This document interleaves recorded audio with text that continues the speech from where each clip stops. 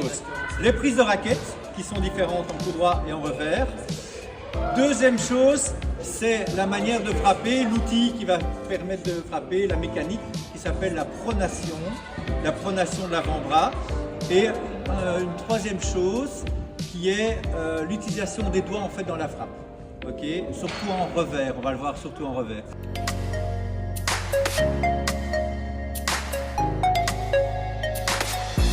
Ceci, ce n'est pas bon. Okay. Le pouce par au-dessus comme ça, ce n'est pas bon. Okay. Le doigt, l'index posé comme ça, j'en vois beaucoup, c'est pas bon non plus. Ça permet aucun relâchement. Alors ce qui est bon simplement, c'est que vous allez partir de votre tamis, la main à plat. Ok, et simplement vous venez le long de la tige, posez votre main comme si vous disiez bonjour à votre raquette. Vous sentez que la main est haute sur le manche. Ouais. Alors l'index est d'un côté, le pouce est de l'autre et nous avons une sorte de petit V allongé sur la raquette. Est-ce que vous sentez ça? On n'est pas au-dessus, ça s'appelle un peu la prise marteau au tennis. Okay, cette prise marteau, elle va vous permettre de faire plein de choses au badminton. Okay, donc ce qui n'est pas bon quand on fait des frappes longues, etc., quand on fait du drop, quand on fait du smash, c'est d'avoir la prise comme ça. Ça, c'est pas bon du tout. Ça, c'est intéressant pour faire ce qu'on appelle de push. Quand on joue devant soi. Okay.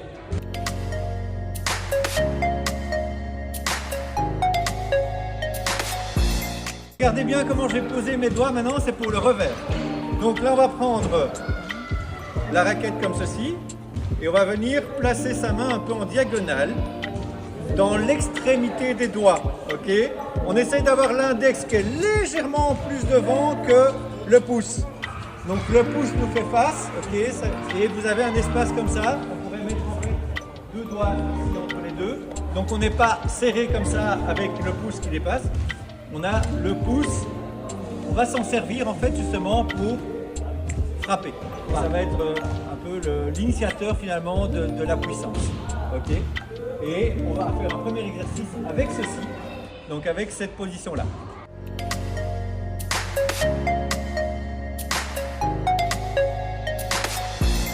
Donc, regardez, on va faire ce qu'on appelle du lâcher serré avec la raquette.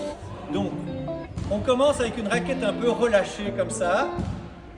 Donc les doigts, vous voyez, ils sont assez espacés. Donc on n'a pas les doigts qui sont fermés comme ça, espacés. Un peu comme si on posait les mains sur un piano, d'accord? Et on va d'abord faire dans un premier temps le serrage des deux doigts pour faire monter la raquette. Ça va faire ceci. Ok? Ça va être un peu d'autres outils. Comme ceci. Ok? Donc la raquette, elle peut faire un mouvement d'ici à là. Maintenant, on va utiliser les doigts en fait pour le serrage.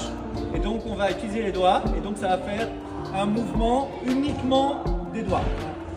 Voilà, à base des doigts et pas de rotation d'avant-bras. Donc, ceci, on ne va pas le faire. Ok. On va juste faire un mouvement de doigts. Regardez, mon poignet ne bouge pas, c'est juste les doigts. Ok. Mon poignet est fixe. Et j'utilise simplement les doigts pour frapper. Ok. Ça.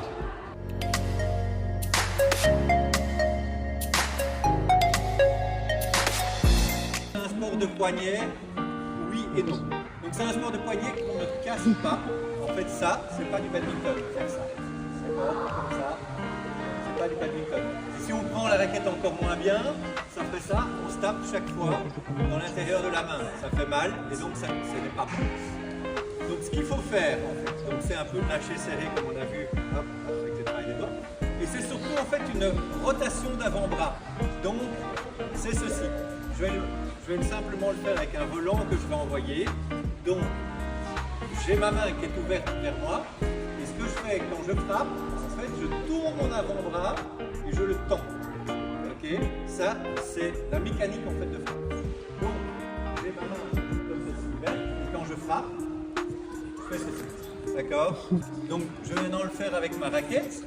Donc je l'ai en prise marteau, là je l'ai pris un peu plus courte pour qu'elle évolue plus vite dans l'air. Et donc ce que je fais simplement, c'est ce mouvement-là, en un temps, d'accord? Le contact du volant c'est ici, et on va poursuivre jusque là, d'accord? Donc c'est ce qu'on appelle la pronation, ça. On va faire un petit exercice, on va se donner le volant et on va sentir en fait ce mouvement assez sec qui va s'arrêter là, exactement là, d'accord?